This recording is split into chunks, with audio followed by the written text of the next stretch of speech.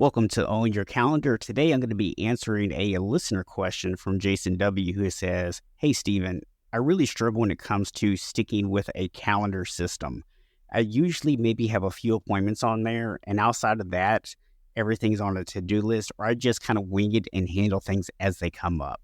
But I feel like this is preventing me from being as productive as I can be. However, every time I try to create a calendar system, it feels really inflexible and I never stick with it. Do you have any suggestions?" Jason, first and foremost, thank you so much for your question. I do appreciate it. And I do have some advice for you today and anyone else who might be having this issue as well. Because the difference between having a really good calendar system and not having it is the difference in being productive and being overwhelmed. And today I'm going to give you 4 different strategies that you can utilize to create a calendar system that works for you. And I'll break down the pros and the cons of each one of those. And that's coming up next right here on Own Your Calendar. Welcome to Own Your Calendar, the go-to resource for online business owners, coaches, and course creators who want it all: a profitable business and the time and energy for yourself and the people and things you love most. I'm your host, Stephen Box, and I'm here to help you build the systems and habits that allow you to escape the chaos and start living life on your terms. Hey, welcome to another episode of Own Your Calendar, brought to you by Unshakable Habits. I am your host, Stephen Box, and today we're talking all about how to get the most out of your calendar. And I'm going to give you the pros and the cons of 4 different calendar strategies that you can use so you can decide which one is the best fit for you and your business. Before I dive into those strategies, I want to talk about why this conversation is so important to have. According to timedoctor.com, business owners spend only 32% of their time working on the business. That is not a lot of time that most of us are spending working on our actual business. And part of the reason for that is because they say that we also, as business owners, only spend about 34% of our time on activities that are both important and urgent, which means we spend over 60% of our time on activities that are either not important or not urgent, or at least not a combination of both. On top of that, we also spend about 32% of our time on email and web browsing.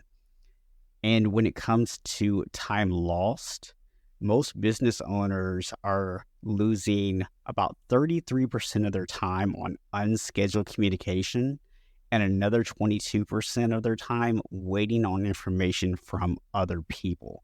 As you can see, not having a good time management system in place can really hurt you. According to Acuity Training, 82% of people do not have a time management system, and they are just dealing with tasks as they come up, or as Jason said, they're pretty much just winging it. So let's dive into these strategies and help you figure out which time management system is going to be best for you. Because as I said earlier, a good time management system is the difference between you being productive and you being overwhelmed. So the first one we're going to talk about is what I actually call responsive scheduling. Now, this is pretty much what we're talking about with Jason's question here, where you're just winging it. So responsive scheduling is the most flexible approach, which is why it's probably also the most popular one for a lot of business owners. You have a few items on the calendar, right? A few priorities that kind of stand out, but there's minimal structure to it. So maybe there's a few things on the calendar, maybe there's some things on the to-do list, maybe a couple of items in your head, but you tend to tackle items based on immediate needs, your energy, or your motivation. So while this gives you maximum adaptivity, it doesn't necessarily make you the most productive person, right? So let's talk about the pros and the cons. So first of all, the pros, highly adaptable, easily accommodates new tasks, spontaneous ideas, or changing priorities. I'll let you decide if that's a pro or a con, but we're going to list it as a pro for right now, right? Because if you're like me and you get shiny object syndrome, that can also be a con of it. But for right now, we're going to look at it in the positive frame. There's minimal planning time, right? So without having to do a strict schedule, there's less time spent planning, which kind of just allows you to jump right into your work, and meaning that you don't necessarily have to take out that extra time for planning. It also encourages intuitive work. So by working based on your energy and your focus levels, you can stay more engaged and be more creative and inspired. All right, so let's talk about some of the cons. This is going back to what I was just saying, right? If you have shiny object syndrome, with no defined schedule, it's very easy to get sidetracked by low priority tasks or interruptions. Hello email, right? Or hello social media too. You also tend to get inconsistent results because without any structure and you're just doing things as they feel like they need to be done, it's easy to go, I don't really feel like doing that right now. I'm not going to do it. And so you get very inconsistent with your results. And then if that starts happening, now there is this feeling of being unproductive that kicks in, which, takes us back to Jason's question of why he was asking that in the first place. If you're not being very productive and you're missing out on high priority or high impact tasks, that's obviously going to also have an impact on your business and your bottom line. So who should actually consider this responsive scheduling strategy? People who work best with flexibility, prefer creative or intuitive work, or have schedules that vary frequently. Now, some of the other strategies I'm going to give you later, you can maybe implement parts of those into this to give it a little bit more structure, but keep that flexibility. But for the most part, that's who we're looking at right now on this. All right, now let's go to the opposite end of the system here. And let's go with what I call precision scheduling. Precision scheduling involves mapping out the entire day, assigning every minute to a specific task. It's great for people who thrive on structure and control. And to borrow from the financial world, I use a term here where I say taking your calendar to net zero, meaning you are literally going to schedule every single minute. Now, the pros of this is, number one, it maximizes productivity. By allocating every single minute, you reduce wasted time and you can get more done. It also eliminates decision fatigue. If every moment of your day is already planned out in advance, you don't have to stop to think about what you're going to do. So you're saving that time, you're saving that having to make those decisions. You also get a sense of accomplishment because as you're going through the day, it's very easy to track your progress, see where you are, see what's going on, see what's coming up next. So you really get that dopamine hit from being able to check things off as you go. Now, some of the cons. It can feel really rigid. And my guess is Jason may have tried doing a system like this where he tried to schedule everything out, and that's why it ended up feeling too rigid. So it doesn't really leave much room for spontaneity. It doesn't leave much room for adjustments. And that can lead to burnout, right? If you're not the kind of person who does really well with this system, you can definitely get burnt out. It's also going to make it very difficult when anything comes up that is unexpected, which, let's be honest, as business owners, it's almost always, right? Because even something that's a 5-minute thing can literally throw off your entire day. The other issue is it is very, very time consuming to create and maintain these kind of schedules. They require so much attention to detail, and it's so easy to miss things. So who should use precision scheduling? People who value structure, work well with highly predictable schedules, and want to make the most of their time without room for interruptions. So if you have a very rigid schedule, You love that structure, and it's easy for you to cut out all the interruptions and you can really work on focus. You can have focused work time. Then maybe this is a great approach for you. Next up, we have what is called structured flexibility. So structured flexibility involves scheduling blocks of time dedicated to specific types of tasks. For example, maybe you have a block that is specifically for content creation. You have a block that is specifically for doing client calls or doing marketing or admin work. And then you have flexibility within each block to adapt its specific needs. So the pros of this is you get a lot of balance between structure and flexibility. So it gives you a framework for the day that allows you to move things around and be flexible within those blocks to adjust them as needed. It also encourages focused work.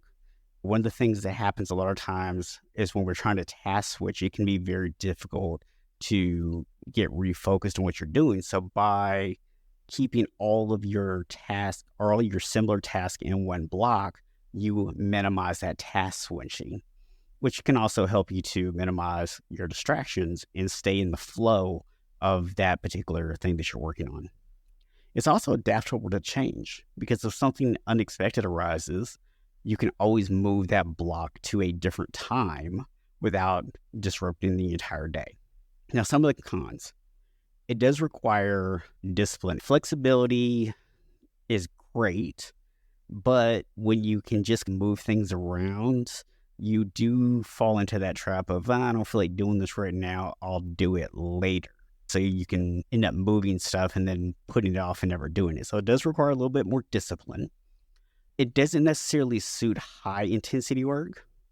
So for some people, depending on what they're working on, they may really need long, uninterrupted time for focused work. And these kind of blocks may not be the best for them. The other thing is it does require adjusting things on a regular basis. You have to constantly review and make tweaks to what's going on to make sure that your categories are still aligned with your priorities. So who's this best for? People who need a balanced approach and want some structure, but flexibility also in how they complete their task. Or they have varied responsibilities that change day to day. So for example, this would be really good for somebody who maybe goes, hey, on Monday, I do content creation for the week. On Tuesdays, I record podcasts. On Wednesdays and Thursdays, I do client calls. And they can create blocks for those items on those days. All right, finally, last one. And this is actually the one that I personally like to use. That does not mean it's the best. It just means that it's the one that I found works best for me, and it's called priority anchoring. So priority anchoring defines only the most essential times of your day using what are called anchor blocks for critical tasks while leaving other parts of your day open. So this gives you, for me anyways, the best of both worlds. It gives you a framework for your day. It gives you the opportunity to create set blocks for things, but it also gives you a lot of freedom with that structure. So some of the pros, you get to focus on your key priorities. So when you're creating these anchors are your big tasks for the day. I personally like to say 1 to 3 tasks is what I focus on, but these are my high impact tasks that I can do every day. And I get to say, okay, I'm going to do these things at this time, or I put them on the calendar. Now, I can always move them around within the day, but I've set aside there's 90 minutes for me to work on this, or there's 60 minutes for me to work on this, whatever time period I'm working on that day. So now I don't need to schedule the entire day out, but I have this on the calendar. It's there. This also provides a lot of flexibility because by leaving open blocks around the anchor times, I can move things around. So if I have something come up, if something's off schedule, if I have a client who needs to maybe schedule a call with me, something else happens, I forgot to put something on my calendar and I need to make a last minute change, I have that freedom and that flexibility to do that. This also reduces overscheduling. When you're only focused on a few anchor items, you don't overly pack your schedule, and it helps to avoid burnout. So for me, I'm going to do my 3 things, my 1 to 3 tasks, and everything outside of that, if it gets done, if it doesn't. So I have a ton of flexibility there. Now, there are some cons to this as well. There is the risk of distractions during your open windows. So when you have an open time that's available to you, it is easy to drift over into like low priority tasks or get distracted by things. And therefore, it does require more self-discipline. You really need to be intentional about the way you're spending that time. This also can lead to inconsistent results because only parts of the day are structured. Productivity may vary day to day, depending on how flexible time is used. And this really is best for people who want a lightweight structure. They value flexibility over almost everything. And they have days that vary or often require adaptability or for creative or spontaneous tasks. And as someone who kind of flips back and forth between content creation, podcast recording, interviews, client calls, social media, graphic design, I'm constantly like doing the task switching thing. And if I try to block it off and do all those tasks in just one area, sometimes that works for me. So I do use a combination of them, right? Like I was telling you guys you could do. Because I will schedule all my content creation for one block. I will schedule podcast interviews for one block. I will schedule client sessions for one block. I will schedule social media stuff for one block. And that way I'm able to do those things, but I also understand within that context of what are my 1 to 3 things today. So I combine those two and make those work for me. Now, I will say what I have found helps me with the biggest issue here, which is the self-discipline and the distraction, is I've created 7 different daily routines that I do. Those do go onto my calendar. And within those 7 different routines, I have non-negotiable things that have to be done every single day. By having those non-negotiables, things like getting my 30 minutes of movement in, having a pre and post work routine, having a morning routine, which I do my gratitude journal, which I do my reading, I have my prayer time, having my nighttime routine. By having these routines in place, I am able to be a little bit more structured, but still have that flexibility. And so just combining them, I have found works really well for me. So that is what I would maybe even suggest most people are going to want to do, is take parts of these and play around with them. If you found today's episode helpful, I would appreciate if you guys could go on to Apple Podcast or Spotify and give us a follow. Also, if you would like to submit your own listener question like Jason did, there is a link in the show notes that says send a text. And if you just click on that, you can submit your listener questions there. Make sure you come back and join us on our next episode, because I'm going to give you some tips on how to boost your energy for your coaching sessions, as well as 3 crucial things not to do. But until next time, this is Stephen Box reminding you, as always, that today is a great day to break free from the chaos and start living life on your terms.